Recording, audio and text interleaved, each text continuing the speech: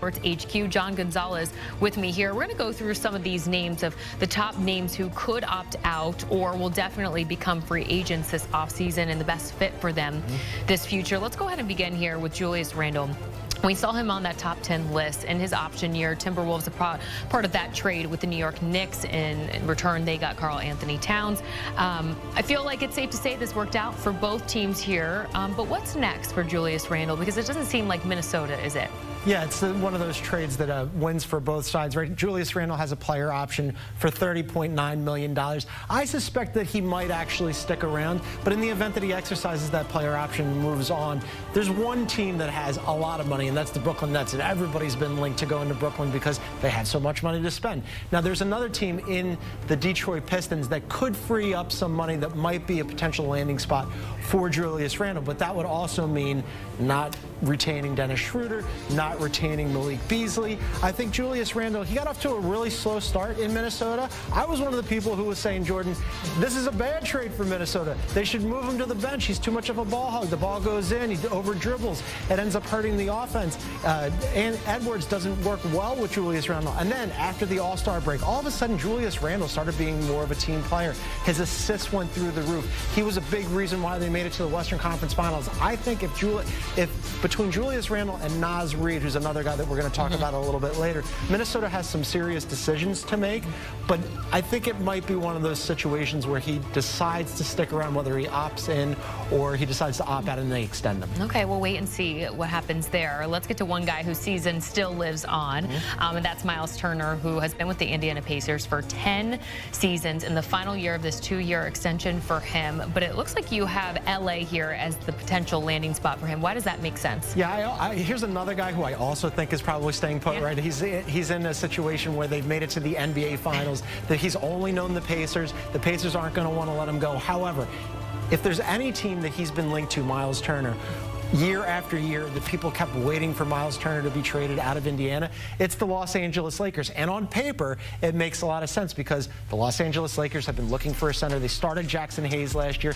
Then they would immediately yank him and go to small ball 5 with LeBron James and Dorian Finney-Smith. They have an obvious need, a hole in the middle. They need a center. He would fit perfectly. He's a rim protector and he spaces the floor, two things that the Lakers need because he can shoot the 3. However, I don't know that they're going to make the finances work, but just from an academic on-paper standpoint, he'd be awesome in LA. And that was quite the lineup there, so that gets Lakers fans excited there. Let's get to one guy in particular who you just mentioned. That's Naz Reid. Has a player option, lots of question marks on if he'll re-sign or not. What do you think is next? Yeah, this one's really interesting because Minnesota is really up against a cap crunch. They're deep into that second apron. They're going to have to unplug some salary. Naz Reid has a player option at about $15 million. I think he's worth more than that. He was the 6th man of the year last year. Now, the question is, where can he get more of that money? Just from, again, a landing spot, a potential spot where you'd think, okay, that makes a lot of sense. The Golden State Warriors would love to get their hands on Naz Reid. At the trade deadline, they were trying to look around. They ended up with Jimmy Butler. It was a perfect fit. A marriage of convenience, but it really ended up working out for them. But they're still casting about looking for a center. They had Quentin Post minutes in the playoffs, Jordan, and everybody's like, why? Quentin Post, what are you doing? It was out of necessity, right? Well, wouldn't you love to have Naz Reid, who, much like Myles Turner, is a guy who protects the rim. He's a big who can play 4 or 5, and he can shoot the 3. He'd be a perfect fit in Golden State for a team that is looking for a center. They were asking around about Nikola Vucevic, who's still in Chicago for reasons surpassing understanding. We have to trade for a Nikola Vucevic. With a Naz Reid, you just need to give him the money. You're selling me here. You're selling me on that. Sounds good to me. Next up, Jonathan Kuminga, a restricted free agent. Warriors expected to explore some options here. We've heard teams like the Chicago Bulls and Miami Heat are teams who have shown interest. Do you think that the Heat makes sense here? Tell me why. Yeah, he's a restricted free agent, and quite clearly he doesn't really factor into Steve Kerr's plans in Golden State. He fell out of the rotation once they get Jimmy Butler. Steve Kerr said he didn't like the spacing with Draymond Green and Jimmy Butler and Jonathan Kuminga, because Kuminga isn't exactly a distant shooter. But Jonathan Kuminga, there's some overlap in terms of like, hey, Jimmy Butler isn't exactly a three-point shooter either. Well, the Miami Heat moved on from Jimmy Butler. Wouldn't Jonathan Kuminga potentially look good in a Miami Heat uniform where he could be alongside Bam Adebayo and Tyler Hero and really get more into the offense, get more shot opportunity, more usage rate? Now, in order for this to happen, because he's a restricted free free agent, either the Golden State Warriors wouldn't match a deal that the Heat would potentially offer him, or it would be a sign and trade. But I don't think Jonathan Kuminga is long for Golden State. They pretty much made their intentions known with him that he probably doesn't factor into their future plans. Lastly here on our list, Malik Beasley, the unrestricted free agent, has 1 year left on his contract with the Pistons as that expires. What's next for him? Yeah, he's instant offense. They would love to keep him around. The Pistons had a really good year, end up as the 6th seed in the Eastern Conference. Obviously, Cade Cunningham is the main guy there, but Malik Beasley was a pleasant surprise. I think he ultimately ends up back with the Detroit Pistons too, but they have some decisions to make. They have a lot of guys that they're trying to retain, and they're not going to be able to keep everybody. As I mentioned, Dennis Schroeder is another one there. But if he moved on, this is just me spitballing here. We saw the Memphis Grizzlies move on from Desmond Bane, trading him to the Orlando Magic. Well, the Memphis Grizzlies could use some more offense, right?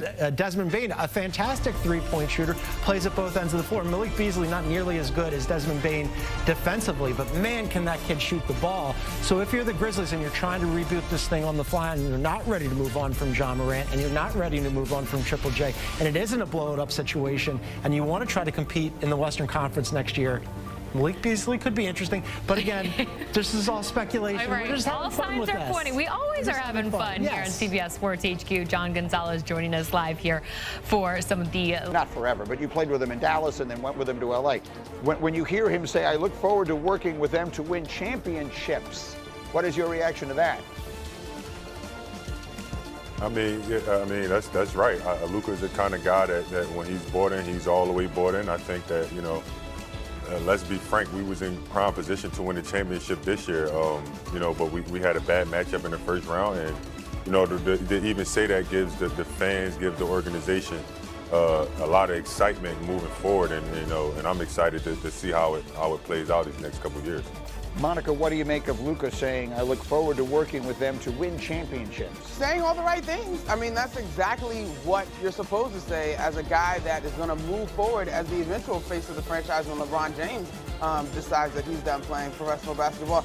Look, we all know underlying that is what level of commitment are you going to show up with, right? And so I think that this is an opportunity to see iron sharpening iron in terms of a big-time owner that's not going to waste or spare any resources, and hopefully that means to put everything around Luka that he has no excuse not to be successful. Windman, and this is on me because I kind of buried the lead in the question.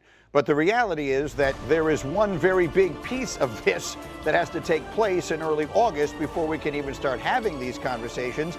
Here's Luka saying, I look forward to being part of the Lakers organization and winning championships. But as of this minute, that isn't even a done deal, right? Can you explain? Yeah, so I'm a big actions over words person, especially in the NBA, Greeny, and this is where Luka absolutely can do that. So I would argue one of the most important things that is on the table for the entire NBA this summer is whether Luka signs a contract extension with the Lakers, which he can do on or after August 2nd. He can sign for 4